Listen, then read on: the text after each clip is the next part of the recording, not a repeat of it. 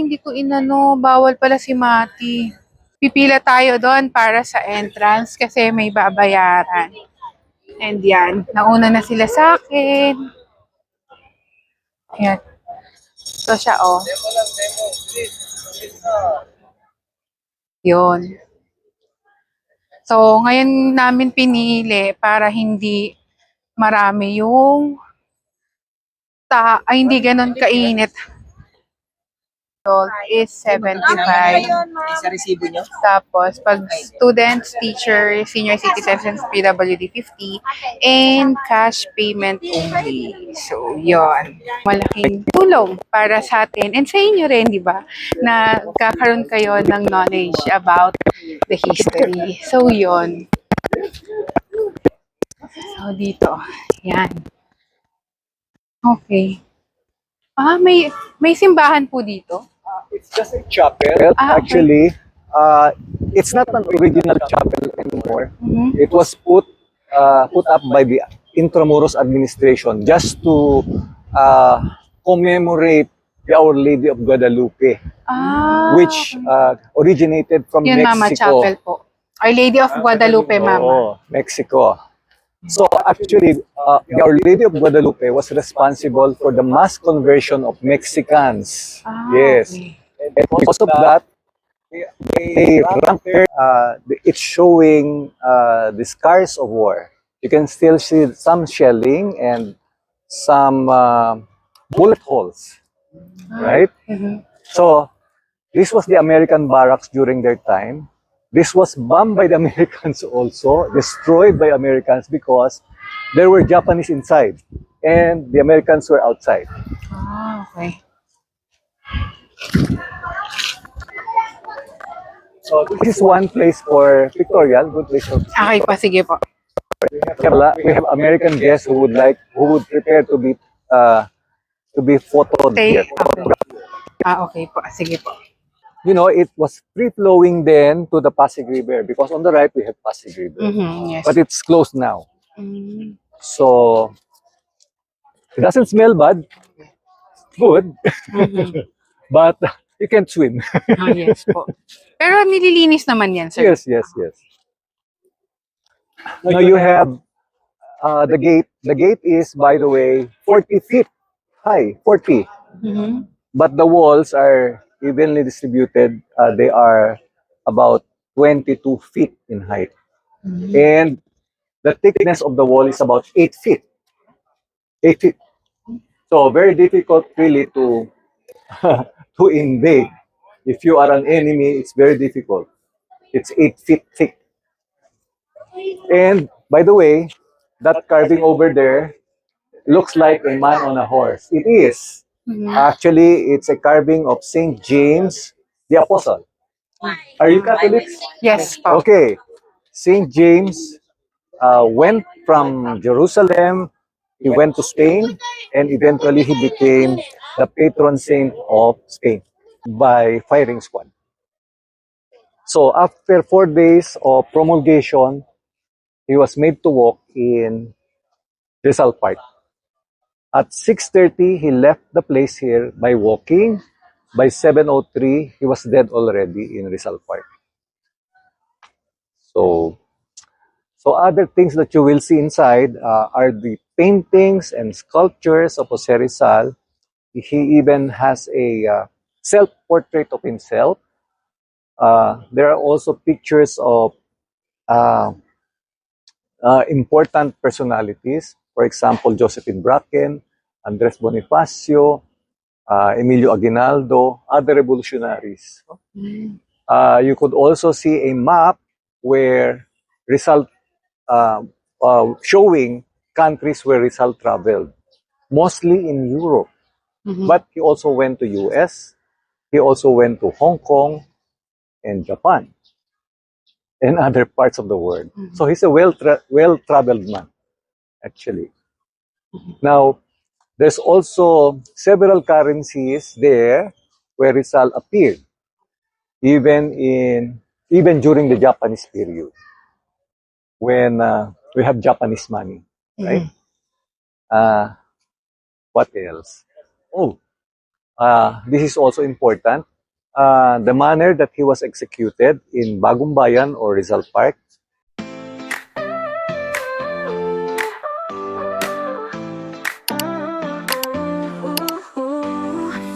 Hi, Chami! So, meron tayong ganap for today.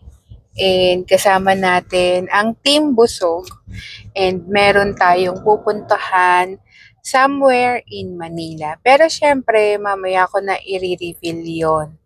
So, ngayon, ayun, nagdadrive ang ating Mr. Sungit. And nandito tayo ngayon sa Roosevelt Avenue. So, siguro mga estimated within 20 to 30 minutes, nandun na tayo sa pupuntahan natin. Ayan.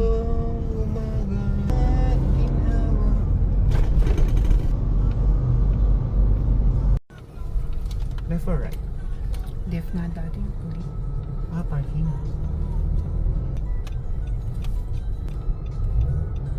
Nangaral sa kalye. Tapos yan ka, kaliwa. Baka Kanan libre. ka. Nandito na tayo ngayon sa Fort Santiago. Yan. 5 o'clock na. 5:15. Yan. So, nauna sila. So, family time namin ngayon. Simpleng ganap ng aming pamilya for today. Buti pala hindi ko inano. Bawal pala si Mati. Pipila tayo doon para sa entrance kasi may babayaran. And yan, nauna na sila sa akin. Yan. So siya, oh. Yun. So, ngayon namin pinili para hindi marami yung hindi ganon kainit. Hindi ganon kainit. So, yan. Say hi, Daddy! Yan. So, medyo mahaba yung pila sa entrance. Pero okay lang naman kasi hindi ganon kainit. So, nung huling punta ko yata dito, ano pa ako? High school na ba ako? High school yata. Tapos, kasama ko yung mga pinsan ko, yung lola ko, si Mama May. Buo kaming magpipinsan. Ngayon kami lang. So, subukan natin na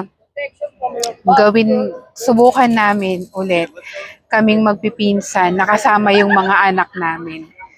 Pero next time yon, kailangan naming planuhin yon. Siyempre marami kami, 'di ba? So, yun lang, Chamis, pila muna kami. Ayan, malapit na kami. Yan.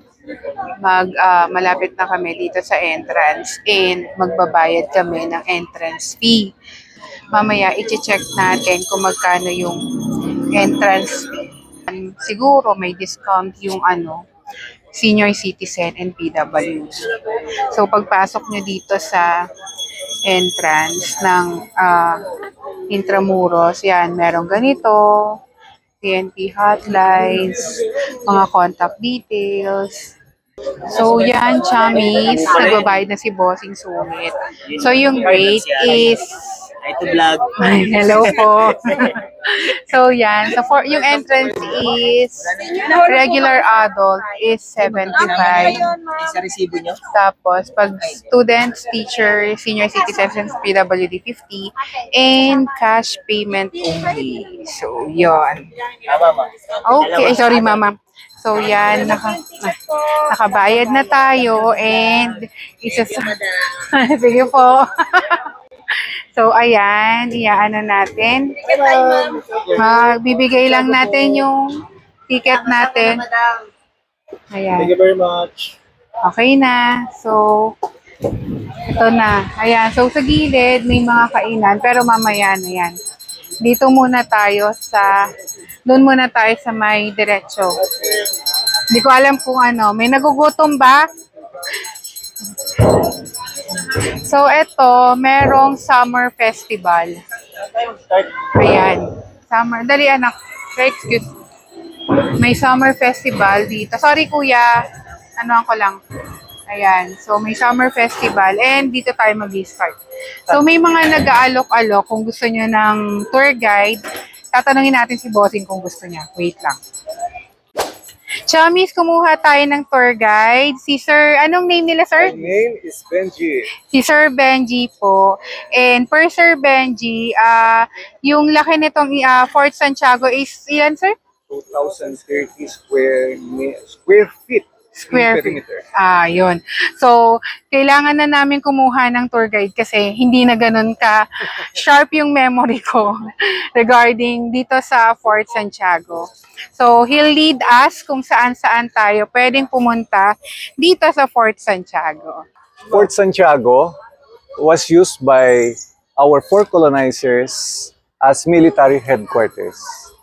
So, of course, Fort Santiago is located in Intramuros. Intramuros was the site of government, religion, education, trade, everything. So this is just the military headquarters. And this was used by our four colonizers, Spanish, 333 years of rule. And then came the British for 2 years only, and they left. So Spanish again recovered. Then after Spanish, the Americans came in and stayed with us for 48 years. And in those 48 years, the Japanese attacked us during World War II. Alright? Okay, so you're seeing this vast open space. This is called Plaza Moriones, after a Governor General Moriones. Alright? So, very insightful, chummies, and yun, malaking tulong para sa mga kids and sa amin na rin, ma-refresh yung yung history Yes. ng Fort Santiago. Alright. So, yan, si Sir Benji ang maglilid sa atin kung Now, saan-saan tayo pupunta. Left side, you will see this is structure. This used to be Japanese barracks. It's a house for the soldiers of the Japanese during their time. On the right side, that's American barracks during American time. Okay? So, these Japanese barracks were also used as prison cells for enemies. So, Americans, Filipinos were imprisoned here. Alright? So, we call this place Baluarte de San Francisco Javier. In English, it's Bastion of St. Francis Javier. Alright?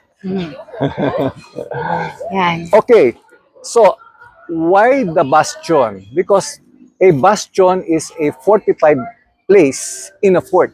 So that's where you put your soldiers with their cannons and artilleries, Okay. their armaments, and they position themselves in front of the sea. That's Manila Bay over there, and that's where our enemies come from, or came from during those periods. All right? So if you want to look at one bastion, let me show you. Yes, please. And once you've seen one, you've seen all. All right? Okay, thank you. So, yun, chummy. So, di ba, may may nafe-feed tayo, nare-refresh yung education natin about may nalaglag na We mangga. have falling mangoes everywhere. So, about sa history. Kasi, ang tagal na din nung tagal na. I mean, Indian mango. konti na lang din yung naalala ko about dito sa history ng Fort Santiago. So, malaking tulong para sa atin and sa inyo rin, di ba? Na kakaroon kayo ng knowledge about the history. So, yun. So, dito. Yan. Okay. May simbahan po dito?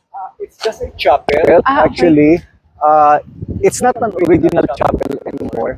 It was put up by the Intramuros administration just to commemorate the Our Lady of Guadalupe, which originated from Yun, Mama Mexico. Chapel po.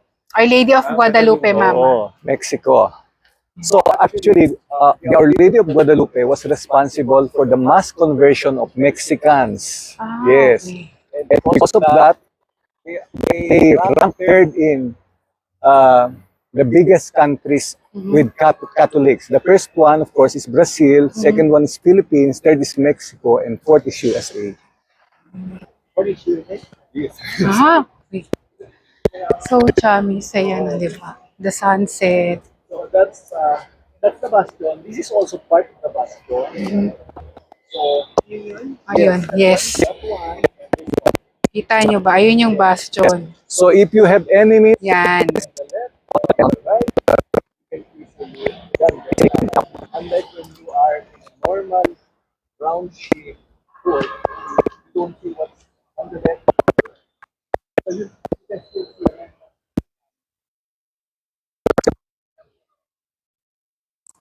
Ayan. They are reserved for cannons.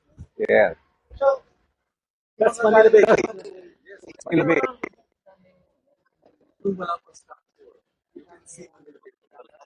So, ibig sabihin, reclamation din to. Tama ba? Actually hindi. Hindi. Oo, port na siya pier. Ah, okay. So, port pala talaga siya. Naharangan lang. Was Alam niyo kung sino 80. Si Bossing Sungit. Was built also for defense. So, kasi makapasok dito, they have it. But when the Americans came, they drained and removed the moat because they found it to be the breeding place for mosquitoes. And they were afraid of malaria. Now we are lucky because we have dengue. Dengue naman ang pumalit. Sige, ano. Ibo.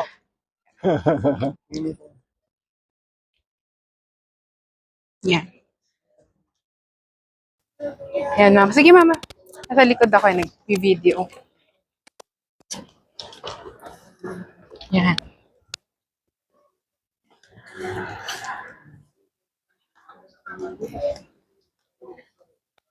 That this is still incomplete. This was reconstructed already. Ah, And this is how it is. It's showing the scars of war. You can still see some shelling and some bullet holes, right? So this was the American barracks during their time. This was bombed by the Americans also, destroyed by Americans because there were Japanese inside and the Americans were outside. okay. So this is one place for pictorial, good place for Okay pa, sige po. we have American guests who would prepare to be photoed Stay. here. Okay. Okay po. Sige po. Elpidio Quirino, our fifth president, was imprisoned here for 16 days by the Japanese. Okay po. So he was freed after liberation or during the liberation. Those are remnants of cannons and cannonballs from several periods, whether it's Spanish, American, British, or Japanese. We don't know already. Oo, kaya lang hindi na yata live bullets. This plaza was used by Americans and Spanish soldiers as promenade and as a place for military parade. So it's the biggest of the three plazas in Intramuros, Plaza Moriones. Remember? We can go first to Rizal Yes, Shrine. please. Okay. Yan, chummy. So, yun. Grabe, ang dami nating nalalaman kay Sir Benji na nakalimutan ko na. Good luck sa amin.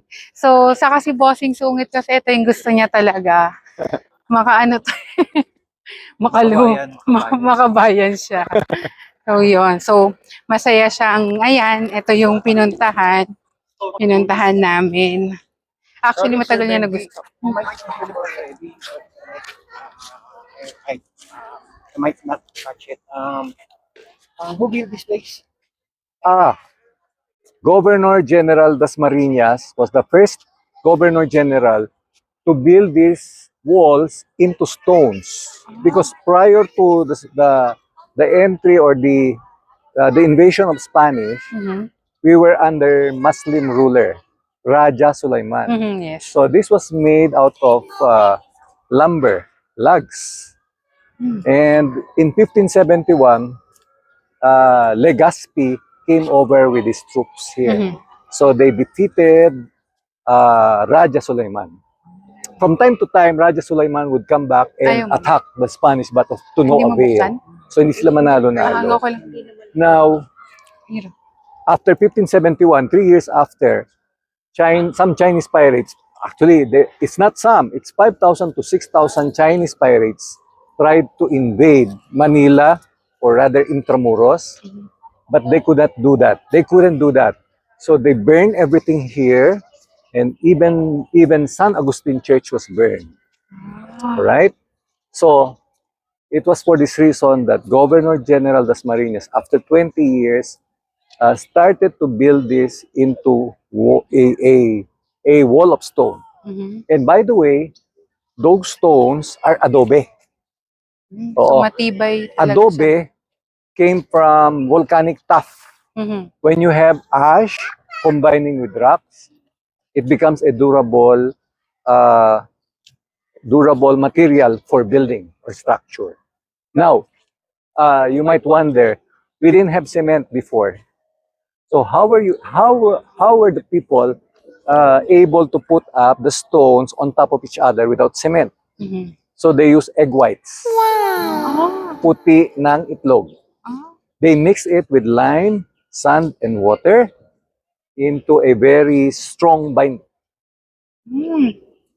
But there was a problem. Mhm. There was a pollution problem after that Mhm. because so many thousands of egg yolks were thrown in the river, in the sea. Ah. Dahil ano, So because of the creativity of the Filipinos, they were able to save a lot of egg yolks. They put it into yema and leche plan. mhm, yeah. And that's not a joke. You Mhm. can Google that. It's true. So, doon sir nag-start, tama Yes, po. yes, yes. Now, you're seeing a sample of the moat here. This is a man-made canal. It's just a reconstruction because, as I said, Americans drained and removed all moats. So, this is artificial, and it was free-flowing then to the Pasig River because on the right we have Pasig River, Mhm, yes. but it's closed now. Mm. So, it doesn't smell bad. Good. Mhm. But you can't swim. Oh, yes po. Pero nililinis naman yan, sir. Yes, yes, yes. Now you have the gate. The gate is, by the way, 40 feet high, 40. Mhm. But the walls are evenly distributed. They are about 22 feet in height. And the thickness of the wall is about 8 feet. 8 feet. So very difficult really to to invade. If you are an enemy, it's very difficult. It's 8 feet thick. And by the way, that carving over there looks like a man on a horse. It is. Mhm. Actually, it's a carving of Saint James the Apostle. Are you Catholics? Yes po. Okay. Saint James went from Jerusalem, he went to Spain, and eventually he became the patron saint of Spain. If you translate Saint James to Spanish, it is San Tiago. Santiago. That's the reason why this fort was named after Santiago. Ah, Okay? okay. And there's a legend in Spain that Santiago killed a lot of Muslims. That's why he's called Santiago Matamoros. Mata means kill, Moros is Muslim, Mhm. right? So that's it. And everything there is not original anymore. Actually, this was damaged by war, right? So, Even ni-rebuild lang siya. yeah, even the coat of arms below, coat of arms of Spain, Mhm. it's not original anymore. But what you see that's original, still original, are the left and the right carving. Actually, it's Spanish soldiers holding their weapon. They call it halber. It's a combination of axe and spear. That's why they're called halberdiers. All right. Okay, So let's go. this is a nice place for pictorial, whether it's in front of the moat or in front of the gate. Sa gate na lang po, Yes. sir. Thank you. You know, once we enter the gate, let's go directly to the Rizal Shrine Yes. because it's quarter to Mhm, 6 yes. already.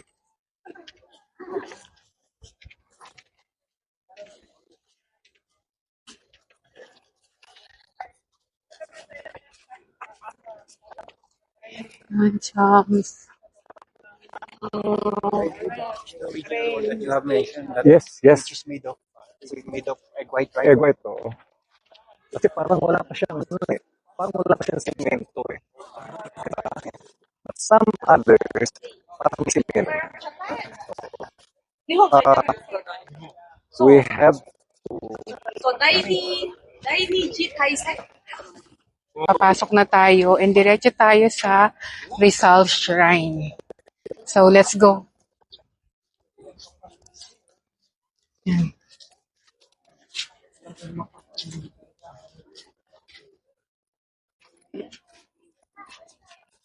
Let's go, let's go. Sa Rizal Shrine na daw tayo diretso. Yan. So, later, papasok din tayo sa dungeon. Pero, dun muna tayo sa Rizal Shrine. yung mga Ayun, may toilet din doon sa tumbok side siya. na yan. Tumbok siya. Oo, tumbok siya. Okay, let's proceed to the Rizal Shrine before I talk about Plaza de Armas here. No? Yan. Sana kita siya. Kasi medyo against the light. Ay, it's closed. Why? Sana open pa. Saturday. Okay pa naman. Meron pa tayong ilang minutes. Kasi 6 p.m. daw nagpo-close. So, hopefully, sarado na nga ata. Close na.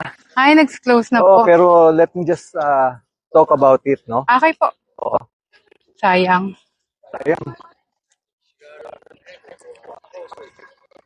So, ito siya, chums. Ayan. Ayan. Ayan. So, ito ang... Ganun eh. Should be ano eh. Kasi one time naman, we're here shortly before 6. So, it's open. Anyway, let me just... it's very unfortunate that Rizal Shrine is closed now. It's just quarter to 6. Mhm. But anyway, let me tell you about this place. This used to be the prison cell of Jose Rizal for 55 days because he transferred to another place one day before his execution site. So here, he has a prison cell, a very comfortable prison cell. It's not small, it's not big. Just enough. It's just right, just enough. And in this prison cell, he wrote his last poem, Mi Ultimo Adios, My Last Farewell. And he wrote it in one day before execution. Later on, we will see the poem. It's translated into 46 languages. Wow.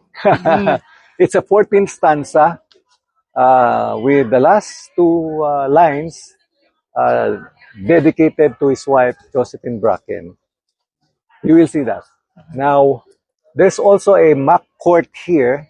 Although the trial did not happen inside, it's outside of Fort Santiago. It's within Intramuros. But there's a mock court showing you 7 chairs representing 7 members of the court-martial. The court-martial was composed of 7 military officials. And they were trying Rizal for cases of sedition, rebellion, and organizing Liga Filipina, an illegal association that time. Now, of course, what can you expect from a court-martial? He was found guilty and sentenced to die by firing squad. So after 4 days of promulgation, he was made to walk in Rizal Park. At 6:30, he left the place here by walking. By 7:03, he was dead already in Rizal Park. So, so other things that you will see inside are the paintings and sculptures of Jose Rizal. He even has a self-portrait of himself. There are also pictures of uh, important personalities. For example, Josephine Bracken, Andres Bonifacio, Emilio Aguinaldo, other revolutionaries. You could also see a map where Rizal, showing countries where Rizal traveled, mostly in Europe. But he also went to US, he also went to Hong Kong and Japan and other parts of the world. So he's a well-traveled man, actually. Now, there's also several currencies there where Rizal appeared, even during the Japanese period, when we have Japanese money, right? What else? Oh, this is also important. The manner that he was executed in Bagong Bayan or Rizal Park, there's a big portrait of that there. So, as a matter of fact, may I just tell you how he died? He was made to walk with two elbows tied up, all right? And at the side, he should have worn a blindfold, but he requested that it be removed, so it was removed.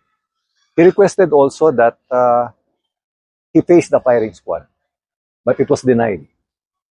But at the last minute, he tried to turn around, but it was already late. So he was hit at the back, and part of that back or vertebrae is being exhibited here in the shrine. Sayang. So that's what you miss actually. Next time, pwede namin yung dumiretso. Yes, because the entrance would include entrance. So it's one whole thing actually. Sayang. Yes po.